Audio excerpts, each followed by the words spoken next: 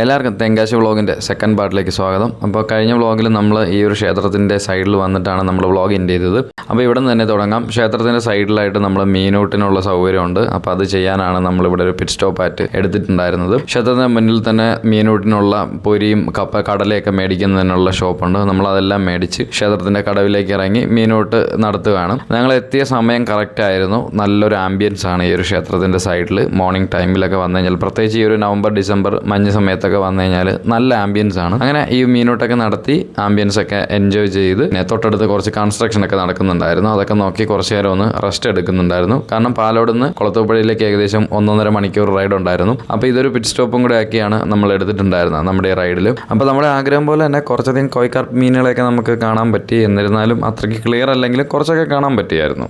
ഈ ഒരു ഫ്രെയിം നല്ല രസമുണ്ടല്ലേ, ഒരു സേവ് ദ ഡേറ്റിനും റീൽസൊക്കെ എടുക്കാൻ പറ്റിയൊരു രസമുണ്ട്. ഇങ്ങനെ ഓടിക്കയറി വരുന്ന സീനൊക്കെ എടുക്കാനായിട്ട്, സ്ലോമോ ഒക്കെ എടുക്കാനായിട്ട് നല്ല രസമായിട്ട് തോന്നി. ഇപ്പർ സൈഡ് ഫുള്ള് കംപ്ലീറ്റ് കൺസ്ട്രക്ഷൻ വർക്കാണ് ഗൈസ്. പക്ഷേ ആ ഒരു ബ്ലൂയിഷ് കളറും ഇതെല്ലാം കൂടെ വെച്ചുകൊണ്ട് അടിപൊളി. അപ്പോൾ ഇവിടുത്തെ പഴയ പാലത്തിന് പകരം പുതിയൊരു പാലമാണ് ഇപ്പോൾ ഇവിടെ വന്നുകൊണ്ടിരിക്കുന്നത്. നമ്മൾ ശബരിമല പോകാൻ നേരത്ത് ഈ ഒരു കടവിൽ വന്നിട്ടൊക്കെ കുളിക്കുന്നത്. ഇത് ഈ ഒരു ഭാഗത്തു നിന്നെല്ലാം നമ്മളെ കൊട്ടാരക്കര എന്നൊക്കെ വന്ന് കയറുന്ന വഴിയാണിത്. അപ്പോൾ അവിടെ നിന്ന് നേരെ നമ്മൾ ഇങ്ങ് വന്നു. ഇനി നമ്മൾ തിരിച്ച് നേരെ പോയിട്ട് റൈറ്റിലേക്ക് പോകും. തെമ്മല സൈഡിലേക്ക് പോകും. ഓക്കെ, അതെ. ഈ ഒരു ഫ്രെയിം ഭയങ്കര രസമുണ്ട്. പൊരിയും അരിയും കടലയൊക്കെ ഇവിടുത്തെ നേർച്ചയാണ്. നേർച്ച നമുക്ക് തലക്കുഴിഞ്ഞ് മീനൂട്ട് കടത്താം. അല്ലാതെ മീനിന് ഊട്ട് കിടക്കുകയാണെങ്കിൽ കപ്പലണ്ടി ആയിരിക്കും ബെസ്റ്റ്. കാരണം ഈ മീനെല്ലാം കിടക്കുന്നത് നടുക്കായിട്ടാണ്. പൊരിയൊന്നും ഈ ഉള്ളിലോട്ട് എത്താത്തതുകൊണ്ട് മീൻ അങ്ങനെ വന്ന് കഴിക്കത്തില്ല. പൊരിയൊക്കെ പറന്നു പോകും, അല്ലെങ്കിൽ ഇങ്ങനെ പൊങ്ങിക്കിടക്കും വെള്ളത്തില്. മീൻ ഏറ്റവും കൂടുതലൊന്ന് ക്യാച്ച് ചെയ്യുന്നത് കപ്പലണ്ടിയും കടലയും. അപ്പൊ ഇനി മീനൂട്ടിനായിട്ട് വരുന്നവര്, അല്ലാതെ ജസ്റ്റ് വരുന്നവർ, അമ്പലത്തിൽ നേർച്ച ഇടുന്നതല്ല, അല്ലാതെ വന്ന് മീനൂട്ട് നടത്തുന്നവരാണെങ്കിൽ കപ്പലണ്ടിയും കടലയായിരിക്കും ബെസ്റ്റ്. ദൂരോട്ട് ഉള്ളിലോട്ട് എറിയാൻ പറ്റും.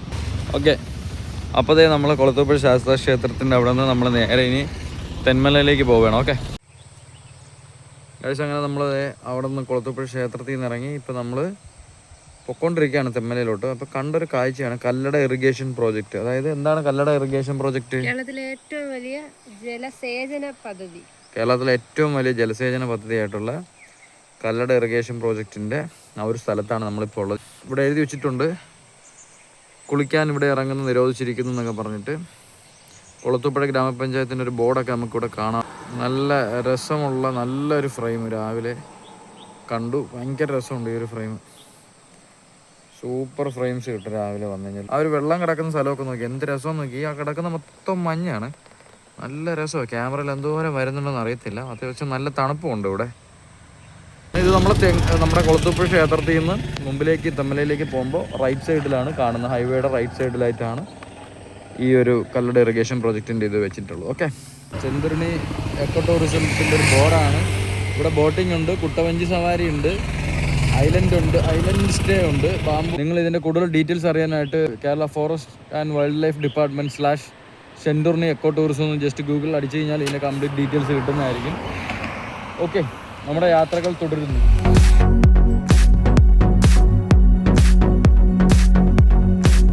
അപ്പോൾ നേരത്തെ പറഞ്ഞ തെന്മല എക്കോ ടൂറിസത്തിൻ്റെ ബോട്ട് ജെട്ടിയുടെ സൈഡിൽ നമ്മൾ എത്തിയിട്ടുണ്ട്. നമ്മൾ ആ വരുന്ന ഹൈവേയുടെ തന്നെ റൈറ്റ് സൈഡിലാണുള്ളത്. അപ്പോൾ ഇതിനകത്താണ് ബോട്ടിങ് നടക്കുന്നത് കേട്ടോ. ഇപ്പോൾ തുറന്നിട്ടില്ല. 9 മണിയാണെന്ന് തോന്നുന്നു, 9-9:30 അങ്ങാണ്ടാണ് സമയം. അപ്പോൾ ഇനിയിപ്പോൾ നമ്മൾ തെന്മല ഡാമിൻ്റെ നല്ലൊരു വ്യൂ വരും കേട്ടോ. റൈറ്റ് സൈഡിൽ നോക്കിയിരിക്കണേ.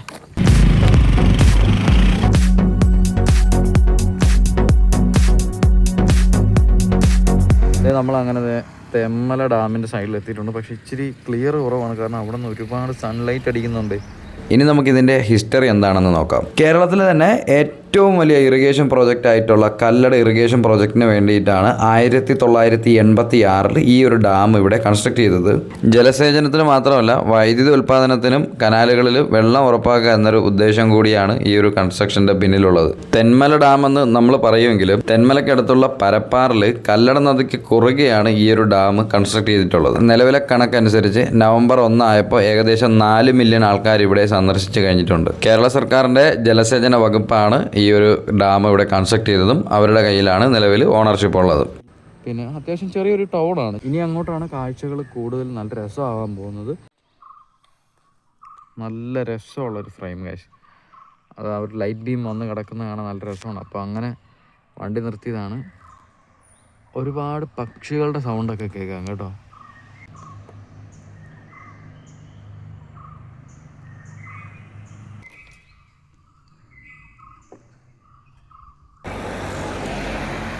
ഇത് നമ്മുടെ തെമ്മൽ എക്കോ ടൂറിസത്തിൻ്റെ അഡ്വഞ്ചർ സോണിൻ്റെ എൻട്രിയാണ്. അതേ അതിൻ്റെ ഓരോരോ സ്കൾപ്ചേഴ്സ് ഇങ്ങനെ ഉണ്ടാക്കി വെച്ചിട്ടുണ്ട്, ഓരോ രൂപങ്ങളൊക്കെ.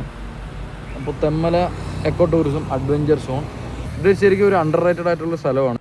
ഓക്കെ,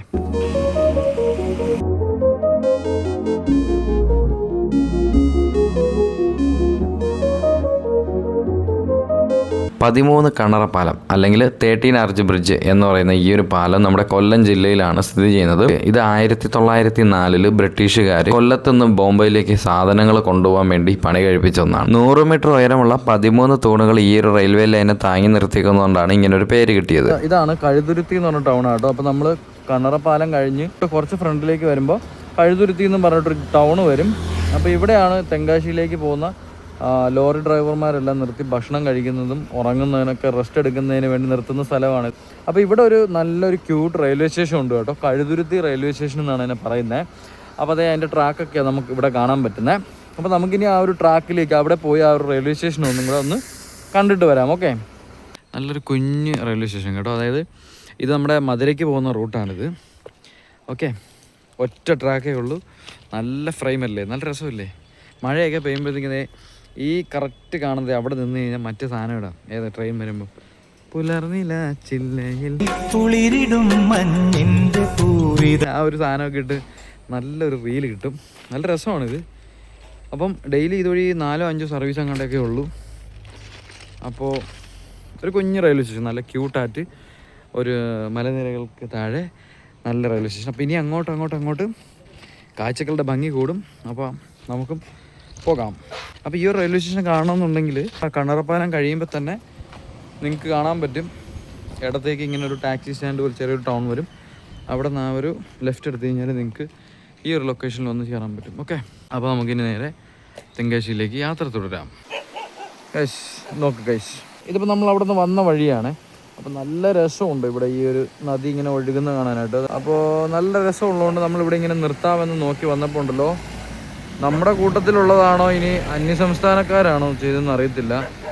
കഴിച്ച ഭക്ഷണപാത്രവും അതിൻ്റെ വേസ്റ്റും അടക്കം അവിടെ ഇട്ടിട്ട് പോയിക്കാണ്. നോക്കിയാണ് ഇങ്ങനെയൊക്കെ കാണിക്കുന്നുണ്ട്. ഇവരെന്താണ് ഉദ്ദേശിക്കണം നോക്കിയാണ്. കുറേ സിഗരറ്റിൻ്റെ പാക്കറ്റ് അവിടെ കിടക്കുന്നുണ്ട്, കുറേ ഫ്രൂട്ടി ഇടത്, കുറച്ച് വെള്ളം കുടിച്ച കുപ്പി ഇടത്. ഒന്ന് ആലോചിച്ച് നോക്ക്, പുല്ലുകൾ. ഇങ്ങനെയും പല പരിപാടികൾ ചെയ്യാം. ഇവിടെ വരിക, നല്ലൊരു സ്ഥലം കാണുക, ആസ്വദിക്കുക, നല്ല നല്ല ഫോട്ടോസ് എടുക്കുക, മെമ്മറീസ് എടുക്കുക, അവനവൻ്റെ കാര്യം നോക്കുക. ഇവിടെ നിന്ന് എന്തെങ്കിലും കഴിച്ചാൽ തന്നെ അതെല്ലാം പറക്കിക്കൊണ്ട് എന്തായാലും ആര് കാണിച്ചാലും മോശമാണ്. നമ്മളിങ്ങനെ കാണിക്കാതിരിക്കുക. കാരണം ഇത് വീഡിയോയിൽ എടുക്കണമെന്ന് തോന്നിയതുകൊണ്ടാണ്. എന്തെന്നായാലും പോണ വഴിക്ക് കണ്ടൊരു നല്ലൊരു കാഴ്ച കാണിക്കാമെന്നും പറഞ്ഞ് ഇവിടെ നിർത്തിയപ്പോഴത്തേക്കാണ് ഇവിടെ ഇങ്ങനെ ഒരു അഴുക്ക് കാഴ്ച ഇങ്ങനെ ഉള്ളത്. എന്തായാലും നമ്മൾ യാത്ര തുടരുന്നു. ഗൈസ് നല്ലൊരു മുട്ടം പണി കിട്ടി ഗൈസ്. നമ്മളത് ഒട്ടും പ്രതീക്ഷിച്ചില്ല ഇങ്ങനൊരു കുഴി ഇവിടെ ഉണ്ടാകുമെന്ന്. അത്യാവശ്യം നല്ലൊരു ഹൈറ്റ് ഉണ്ട് ഈ സാധനത്തിന്. നോക്കിക്കോളെ, ആ ടോറസിൻ്റെ വീല് തന്നെ അവിടെ അത്യാവശ്യം നന്നായിട്ട് ഇറങ്ങിയിട്ടാണ് കയറണത്. നല്ലതായിട്ട് നട്ടലിനൊരു ഇടി കിട്ടി. എന്നാലോചിച്ച് ബലേനയുടെ ബമ്പറൊക്കെ വരെ തട്ടുന്നത് ആ രീതിക്കാണ് അവിടുത്തെ കുഴി എന്ന് പറഞ്ഞു കഴിഞ്ഞാൽ. അത്യാവശ്യം ഒരു കൈവണ്ണം കാണും. അവിടെ നിന്ന് നമ്മളിങ്ങനെ ഓടിച്ച് വരും, ഒരു നോർമൽ സ്പീഡിൽ ഓടിച്ച് വന്നതായിരുന്നു. ഇവിടെ എത്തി ഈ കുഴി പെട്ടെന്ന് ശ്രദ്ധിച്ചില്ല, കയറി ഇറങ്ങി നട്ടലിൽ നല്ലൊരു അടി കിട്ടി. നല്ല കുഴിയുണ്ട്. Integrated forest check post, Kottavasal, Thenmala division, Aryankavu. അപ്പോൾ നമ്മളിവിടെ നിന്ന് കാണുന്നത് മൊത്തം തെങ്കാശിപ്പട്ടണം കേട്ടോ, കൃഷിപ്പാടങ്ങളൊക്കെ. ഇതിൻ്റെ താഴത്താണ് എസ് ബെൻഡ് വരുന്നത്. എസ് ബെൻഡ് കാണിക്കാം കേട്ടോ.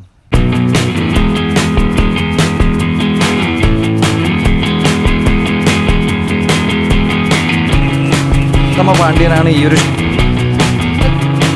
അങ്ങനെ നമ്മളിത് അവിടെ നിന്ന് ഓടി